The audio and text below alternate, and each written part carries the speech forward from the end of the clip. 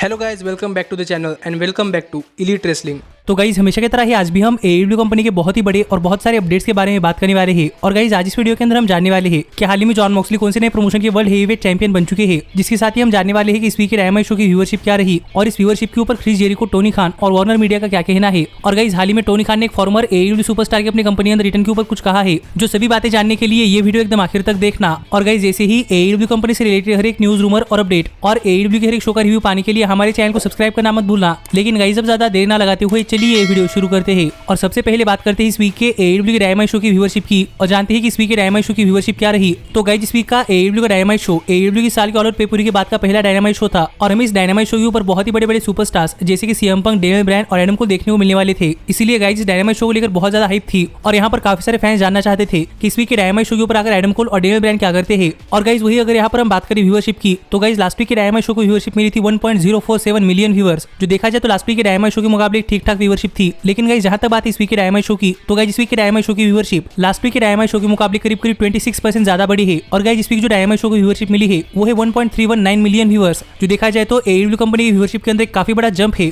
और यहाँ पर AEW की व्यूअरशिप काफी ज्यादा बढ़ी है। पर गाइस यहाँ पर ना सिर्फ AEW की ओवरऑल व्यूअरशिप बल्कि AEW की 18 to 49 एज डेमोग्राफिक के अंदर भी व्यूअरशिप काफी ज्यादा बढ़ी है। और गाइस इस वीक 18 to 49 एज डेमोग्राफिक के अंदर AEW की डायनामाइट शो की व्यूअरशिप लास्ट वीक के मुकाबले करीब 40% ज्यादा बढ़ी है, जो देखा जाए तो एक काफी बड़ा जंप है। और इस वीक जो AEW की 18 to 49 एज डेमोग्राफिक के अंदर व्यूअरशिप मिली है वो है 0.23, जिसे कि अगर आप नंबर्स के अंदर कन्वर्ट करते हैं तो गाइस ये आता है 681 के व्यूअर्स, जो देखा जाए तो AEW कंपनी के लिए काफी अच्छी बात है। पर गाइस जिसके साथ ही यहाँ पर AEW ने काफी बड़ा रिकॉर्ड सेट कर दिया है कि इस वीक AEW के डायनामाइट शो ने WWE के मंडे नाइट रॉ को व्यूअरशिप के अंदर हरा दिया है। और मैं यहाँ पर ओवरऑल व्यूअरशिप के बारे में बात नहीं कर रहा, मैं यहाँ पर 18 to 49 एज डेमोग्राफिक के बारे में बात कर रहा हूँ, क्योंकि गाइस 18 to 49 एज डेमोग्राफिक ये एडवर्टाइजर्स के लिए काफी ज्यादा इंपॉर्टेंट होता है। और गाइस यहाँ पर इस वीक की मंडे नाइट रॉ को 18 to 49 एज डेमोग्राफिक के अंदर व्यूअरशिप मिली है 0.52, तो वही AEW के डायनामाइट शो को व्यूअरशिप मिली है 0.53। और इसे अगर हम नंबर्स के अंदर कन्वर्ट करें तो गाइस यहाँ पर मंडे नाइट रॉ की व्यूअरशिप आती है 678 के व्यूअर्स, तो वही AEW के डायनामाइट शो की व्यूअरशिप आती है 681 के व्यूअर्स, जिससे कि आप समझ सकते हैं कि इस वीक 18 to 49 एज डेमोग्राफिक के अंदर AEW ने WWE रॉ को हरा दिया है। और गाइस माना कि यहाँ पर AEW ने WWE रॉ को ओवरऑल व्यूअरशिप के अंदर नहीं हराया, पर WWE रॉ को 18 to 49 एज डेमोग्राफिक के अंदर भी हराकर यहाँ पर AEW ने काफी बड़ा स्टैंडर्ड सेट कर दिया है,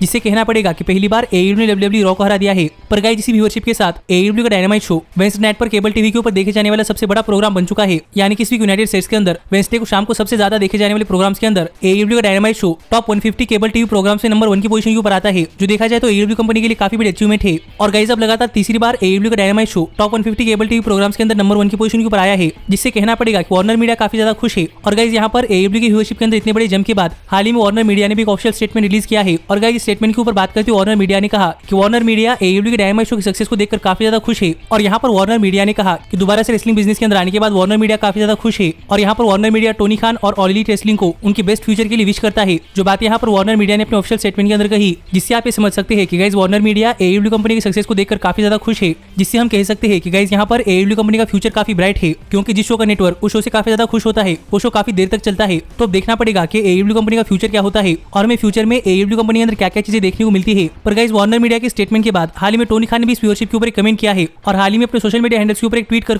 टोनी खान ने फिर एक बार फैंस को AEW को केबल टीवी के ऊपर नंबर 1 के ऊपर लाने के लिए थैंक यू कहा। और टोनी खान ने फिर एक बार कहा कि अगर यहाँ पर फैंस नहीं होते तो AEW कंपनी इतनी ज्यादा सक्सेस नहीं होती। और गाइस माना कि यहाँ पर AEW कंपनी के सक्सेस के अंदर फैंस का काफी बड़ा हाथ है। पर गाइस इसके साथ ही कहना पड़ेगा कि डेनियल ब्रायन और एडम कोल ने AEW कंपनी की व्यूअरशिप को बढ़ाने के लिए काफी ज्यादा मदद की है, क्योंकि गाइस आप फिलहाल में अपनी स्क्रीन के ऊपर इस वीक के डायनामाइट शो का ओवरऑल चार्ट देख सकते हैं, जहां पर आप देख पाएंगे कि इस वीक के डायनामाइट शो के ऊपर एडम कोल और डेनियल ब्रायन के सेगमेंट को काफी ज्यादा व्यूअरशिप मिली है। और इस वीक के डायनामाइट शो का सबसे मोस्ट वॉचड सेगमेंट यही है, जिससे हम कह सकते हैं कि इस वीक के डायनामाइट शो के ऊपर एडम कोल और डेनियल ब्रायन को देखने के लिए काफी ज्यादा फैंस आए थे। जिसके ऊपर आपका क्या कहना है ये आप मुझे कमेंट कर बताइए। और AEW की इतनी बड़ी हुई व्यूअरशिप के ऊपर आपका क्या कहना है ये भी कमेंट कर बताना मत भूलना। लेकिन गाइस जहां तक बात है मेरी, तो गाइस मैं तो व्यूअरशिप देखकर काफी ज्यादा खुश हूँ और मुझे देखना है कि AEW कंपनी का फ्यूचर कैसा होता है। लेकिन गाइस अब हम आगे बढ़ते हैं और बात करते हैं हमारे अगले अपडेट की और जानते हैं कि हाल ही में क्रिस जेरिको ने इस व्यूअरशिप के ऊपर क्या कहा। तो गाइस प्रॉब्ली अपडेट थोड़ी बार पुरानी हो चुकी है, क्योंकि हाल ही में क्रिस जेरिको का इंटरव्यू हुआ था, जिस इंटरव्यू के अंदर क्रिस जेरिको से पूछा गया कि हाल फिलहाल में क्रिस जेरिको का AEW और WWE के बीच में चल रही हुई कंपटीशन के ऊपर क्या कहना है और क्रिस जेरिको क्या लगता है कि AEW WWE को व्यूअरशिप के अंदर कब हरा पाएगी। जिस सवाल का जवाब देते हुए क्रिस जेरिको ने अपने उस इंटरव्यू के अंदर कहा था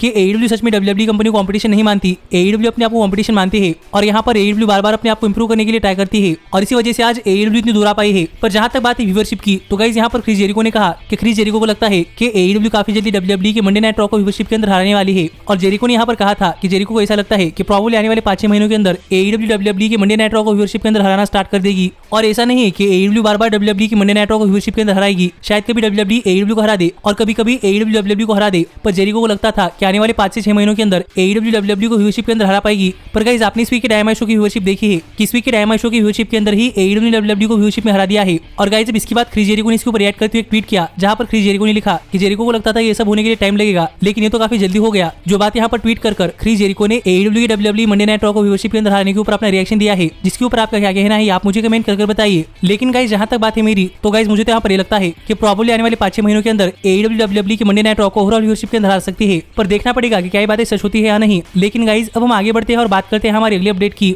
और जानते हैं कि हाल फिलहाल में कौन सा फॉर्मर AEW सुपरस्टार हमें काफी जल्दी AEW कंपनी अंदर रिटर्न करता हुआ दिखाई दे सकता है। तो गाइस अगर आप AEW कंपनी को बहुत पहले से फॉलो कर रहे हैं तो आपको पता होगा कि AEW ने अपनी कंपनी के अंदर बहुत सारे सुपरस्टार्स को साइन किया है और इनमें से कुछ ही सुपरस्टार्स को AEW ने अपनी कंपनी से रिलीज कर दिया है। और ऐसा कभी कभार ही होता है। लेकिन गाइस इनमें से एक सुपरस्टार थे लियो रश, जिन्होंने इस साल के AEW कंपनी के डबल और नथिंग पेपर के ऊपर अपना डेब्यू किया था। लेकिन गाइस अपने डेब्यू मैच के अंदर लियो रश काफी बुरी तरीके से इंजर्ड हो चुके थे, इसलिए लियो रश ने अनाउंस कर दिया था कि लियो रश रेसलिंग में से रिटायर होने वाले हैं। और गाइस तब तक लियो रश ने AEW कंपनी के साथ कोई कॉन्ट्रैक्ट साइन नहीं किया था, लेकिन लियो रश ने न्यू जापान प्रो रेसलिंग के साथ एक कॉन्ट्रैक्ट साइन किया था, इसलिए लियो रश तो AEW कंपनी अंदर नहीं आए, पर उन्होंने न्यू जापान प्रो रेसलिंग के साथ एक कॉन्ट्रैक्ट साइन किया था। इसलिए अपनी इंजरी से रिकवर होने के बाद लियो रश अपने new Japan pro wrestling contract के ऊपर न्यू जापान प्रो रेसलिंग के साथ काम कर रहे थे। और लियो रश का कहना था कि लियो रश का new Japan pro wrestling contract खत्म होने के बाद लियो रश टोटली रेसलिंग में से रिटायर होने वाले हैं। लेकिन गाइस हाल ही में AEW कंपनी के चेयरमैन यानी कि टोनी खान ने अपने सोशल मीडिया हैंडल्स के ऊपर एक ट्वीट किया है और यहाँ पर बातें करते हुए टोनी खान ने बताया कि हाल फिलहाल में टोनी खान लियो रश से उनके रेसलिंग अंदर कमबैक के बारे में बात कर रहे हैं। और यहाँ पर टोनी खान चाहते हैं कि लियो रश रेसलिंग अंदर अपना कमबैक करे। और हाल फिलहाल में लियो रश और टोनी खान के बीच में काफी सारी पॉजिटिव बातें हो रही है, जो बातें टोनी खान ने अपनी ट्वीट के थ्रू बताई, जिससे कि हम समझ सकते हैं कि गाइस हमें काफी जल्दी लियो रश के AEW कंपनी अंदर कमबैक के ऊपर एक काफी बड़ी न्यूज सुनने को मिल सकती है कि क्या लियो रश AEW कंपनी अंदर रिटर्न करने वाले हैं या नहीं। और अगर लियो रश AEW कंपनी अंदर आने वाले हैं तो फिर लियो रश AEW कंपनी अंदर कितने मैच रेसल करने वाले हैं। और गाइस टोनी खान के ट्वीट से लगता है कि हमें शायद लियो रश काफी जल्दी अपना रेसलिंग अंदर रिटर्न करते हुए दिखाई दे सकते हैं और प्रोबेबली AEW कंपनी के साथ होगा। लेकिन गाइस देखना पड़ेगा कि क्या लियो रश रेसलिंग अंदर रिटर्न करते हैं या नहीं। और आप मुझे कमेंट कर बताइए कि आपको क्या लगता है कि लियो रश को AEW कंपनी अंदर आना चाहिए या नहीं। लेकिन गाइस जहां तक बात है मेरी, तो मुझे ऐसा लगता है कि लियो रश को AEW कंपनी के अंदर करीब 1 से लेकर 1.5 साल तक काम करना चाहिए, जिससे कि उनका रिटायरमेंट से पहले का आखिरी रन एक यादगार रन बने। तो देखते हैं कि क्या हमें लियो रश AEW कंपनी ज्वाइन करते हुए दिखाई देते हैं या नहीं। लेकिन गाइस जब हम आगे बढ़ते हैं और बात करते हैं हमारे सबसे बड़े अपडेट की और जानते हैं कि हाल ही में AEW सुपरस्टार और farmer AEW world heavyweight champion John Moxley AEW company के बाहर कौन से रेसलिंग प्रमोशन के अंदर वर्ल्ड हेवीवेट चैंपियन बन चुके हैं। तो गाइस अगर आप हमारे चैनल के ऊपर AEW कंपनी का हर एक न्यूज रूमर और अपडेट फॉलो करते हैं तो आपको पता होगा कि जॉन मॉक्सली के AEW कॉन्ट्रैक्ट के अंदर एक क्लॉज है, जिससे कि जॉन मॉक्सली यूनाइटेड स्टेट्स के अंदर AEW कंपनी के अलावा भी बाकी सारी इंडिपेंडेंट रेसलिंग कंपनी के साथ काम कर सकते हैं। और गाइस इनमें से एक रेसलिंग कंपनी है GCW,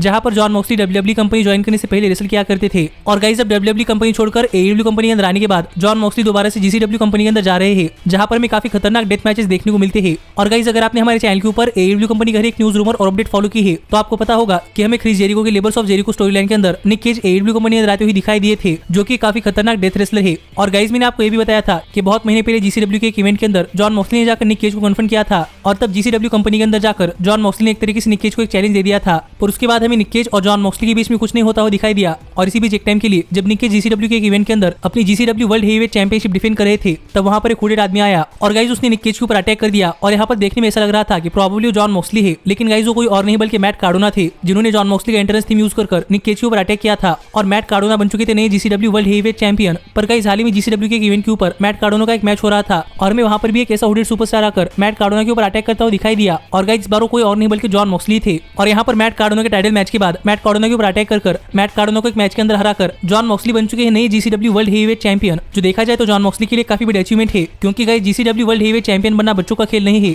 GCW world heavyweight champion बनने के लिए आपको काफी खतरनाक हार्डकोर मैचेस देने पड़ते हैं और मैट कार्डोना ने भी ऐसे मैचेस दिए थे और जॉन मॉक्सली भी ऐसे मैचेस देते हैं। इसीलिए finally John Moxley GCW world heavyweight champion बन पाए हैं। लेकिन गाइस जॉन मॉक्सली के GCW वर्ल्ड हेवीवेट चैंपियन बनने के बाद यहाँ पर कोई और नहीं बल्कि निक केज आ गए और यहाँ पर आकर निक केज ने जॉन मॉक्सली को एक मैच के लिए चैलेंज कर दिया। और अभी दोनों सुपरस्टार्स को लेकर अपडेट सामने आ रही है कि हमें प्रोबेबली जॉन मॉक्सली और निक केज के बीच में काफी लंबा प्रोग्राम चलता हुआ दिखाई दे सकता है और हमें GCW के शोज के ऊपर जॉन मॉक्सली और निक केज के बीच में काफी बड़ी राइवलरी देखने को मिलने वाली है। तो अब देखना पड़ेगा कि गाइस ये राइवलरी कैसी होती है, क्योंकि यहाँ पर जॉन मॉक्सली और निक केज ये दोनों ही काफी खतरनाक सुपरस्टार है और ये दोनों ही सुपरस्टार डेथ रेसलिंग कर सकते हैं। और WWE कंपनी ज्वाइन करने से पहले हमें निक केज और जॉन मॉक्सली के बीच में बहुत ही खतरनाक मैचेस देखने को मिले थे। तो देखना पड़ेगा कि इनके बीच के मैचेस कैसे होते हैं। पर गाइस हाल फिलहाल में AEW कंपनी के बाहर जॉन मॉक्सली GCW कंपनी के वर्ल्ड हेवीवेट चैंपियन बन चुके हैं। इसके ऊपर आपका क्या कहना है आप मुझे कमेंट कर बताइए। लेकिन गाइस अब मैं मिलता हूँ आपसे अगली अगली वीडियो के अंदर, जहां पर हम करेंगे इस वीक के AEW के रैम्पेज शो का प्रीव्यू और इस वीक की इंपैक्ट रेसलिंग का रिव्यू। तो गाइस ये सब बातें जानने के लिए हमारी अगली वीडियो देखना मत भूलना। पर गाइस तब तक stay healthy, stay happy and keep watching elite wrestling. Hey, did you like that video? Click the screen for more. And where do you think you're going? Check out our official merchandise page and to support the entire cast. And thanks so much for being the elite.